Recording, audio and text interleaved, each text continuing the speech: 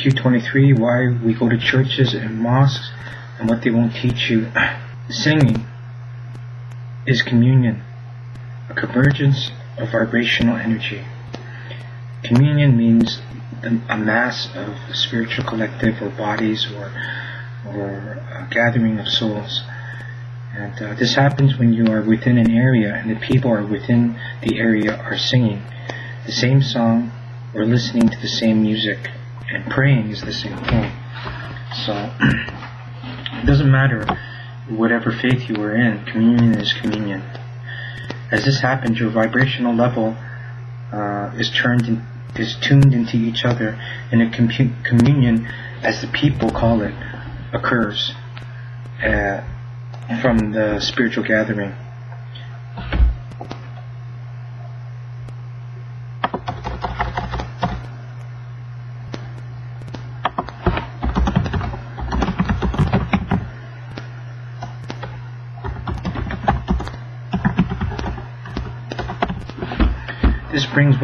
This brings what the church or religious people call harmony to each other. And in communion, each feels what the collective feels. As such, many feel rejoiced, and their belief in God is reinforced. Even though when we leave church or the mosque, we feel empty or betrayed because TV shows a world without God, all the violence, greed, and corruption.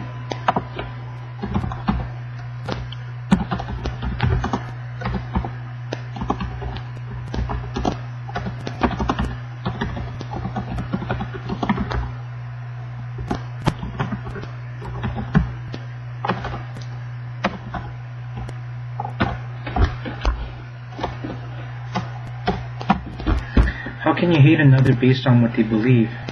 A God teaches truth, which is totally unreasonable, like no sex before marriage. It is biologically unproven that having sex is both mentally and physically healthy. Its inhibition as a fact will force deviant sexual and predatory behavior. As the music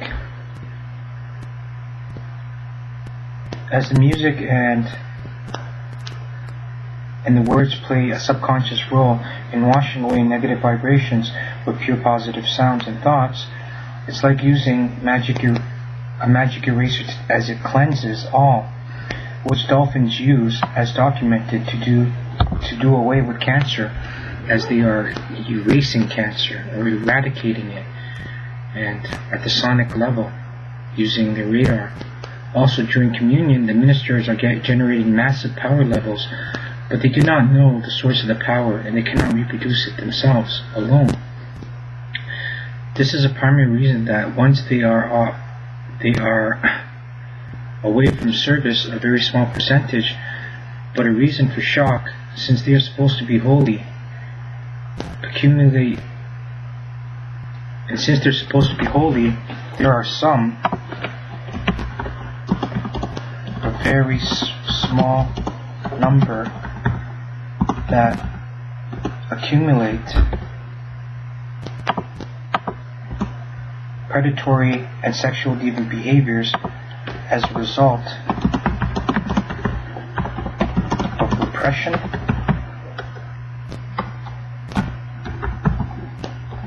from sexuality,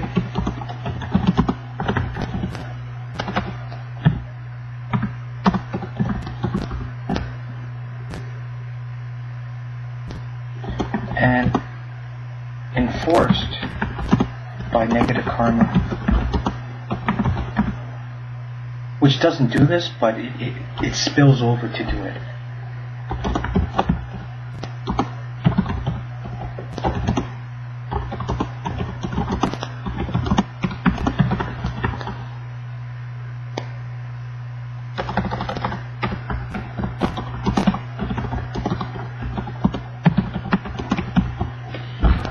This type of cleansing has a major regulatory problem.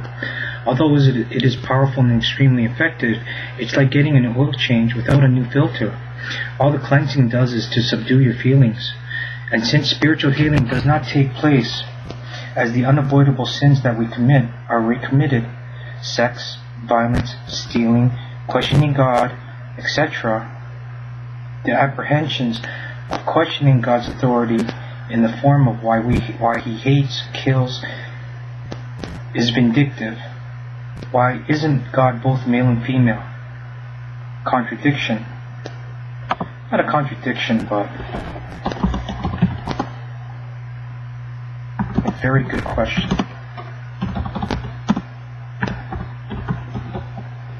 Maybe that's why. Maybe.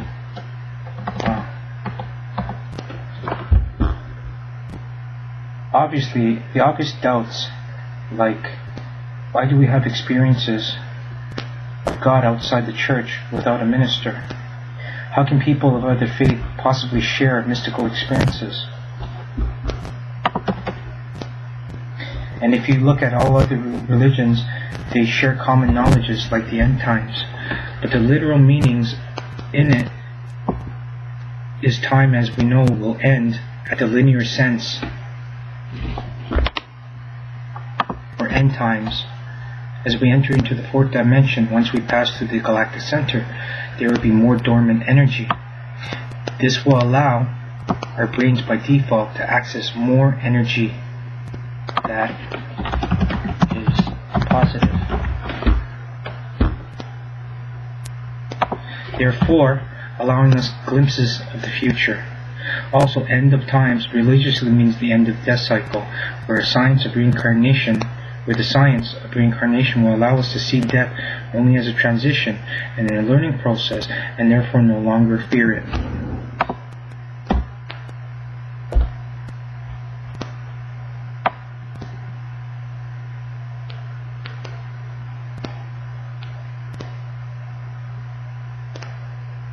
End of times also means the end of days. End of days means the beginning of night. The beginning of night is the acknowledgement of the spiritual world, because when we dream, we encounter things and occurrences that are 10 times what they feel normal. And sometimes we feel more alive while we're asleep. And it's because our senses are augmented and we're operating at higher levels, and our brain perceives more, and therefore we sense more.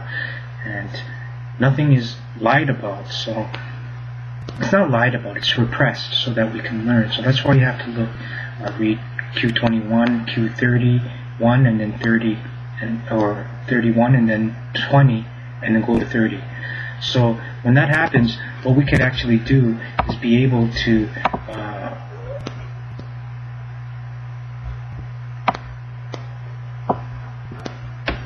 so when that happens, what actually happens is that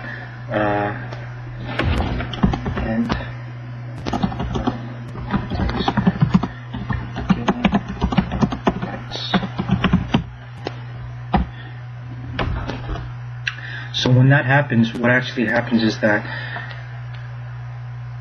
whatever we think and know as a fact about dreaming in the dreaming world and what is fantasy, which is reality, in another world, which is the astral world, which is the spiritual world, that's the beginning of nights and the end of days, where we're asleep, we're unconscious, we're driven by our subconscious programming, primitively wired to do what we do, all these crazy things that are corrupt, primitive wiring that tells us just to survive and only to survive.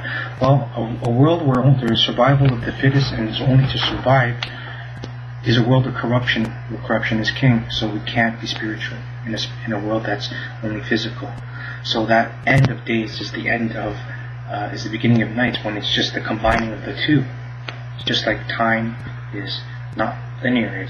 It's past, present, future, but it's one thing at one time. That's what fourth dimension is. And then when we evolve into the fifth dimension, that's another story, where we're going to have neural interfacing and true telepathy. That's in the future. Now, I know that a lot of the religions teach that ESP is evil and it's demonic. Well, I don't know what you want to think, but what I know is that we all must be evil, because sensing is ESP. When people stare at you, when people When you're paranoid, you get good or bad vibes, you avoid accidents. What are you now? Are you evil now? Ask yourself. We use these senses all the time, and if what happens is true, what I say about beginning of nights, and our senses augmenting, does that make us evil? Or are we spiritual? You know, the jinn, or the Dajjal, says that, look, God, you know what? Don't judge us, man, because if you want to judge us, you better judge them for us to bow to them. And I think that's quite fair. Fair for them to say, you know, if you want us to bow to them, then they have to earn our respect, since we're older than them. That's not fair. I think that's par, man, if anything. So the Dajjal, or the jinn says, when the end of times comes, and the two avatars come, which is funny because it's like the Muslims laugh because, not the Muslims, but Islam teaches truth that Jesus and God, or Jesus and the Holy Prophet Muhammad are equals, and they are, but they're not, because Muhammad is too great of a man, too wonderful of a human being to admit that they are not both ascended beings when they are. They're brothers. And he says that Jesus is the true Iman, and Jesus is the second oldest Iman. But in truth, in reality, what it really is that it's the acceptance of both religions. Just like how Moses took away the Israelis, but he made the Quran. I mean, it's very hard to see. And that Salman the Persian,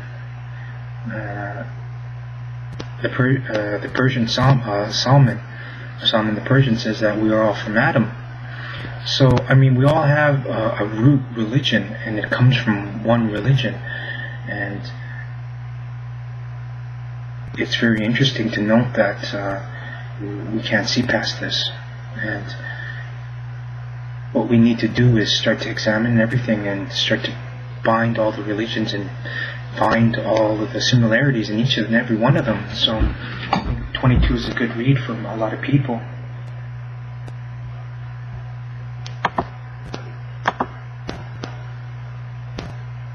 So is 24.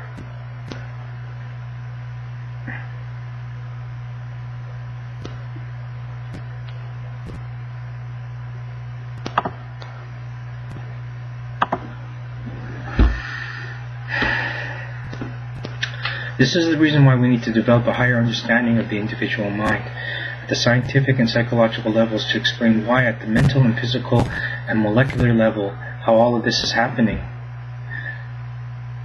So when the Dajjal says at the end of times, if they're worthy, then you could kill us. Why would God do that?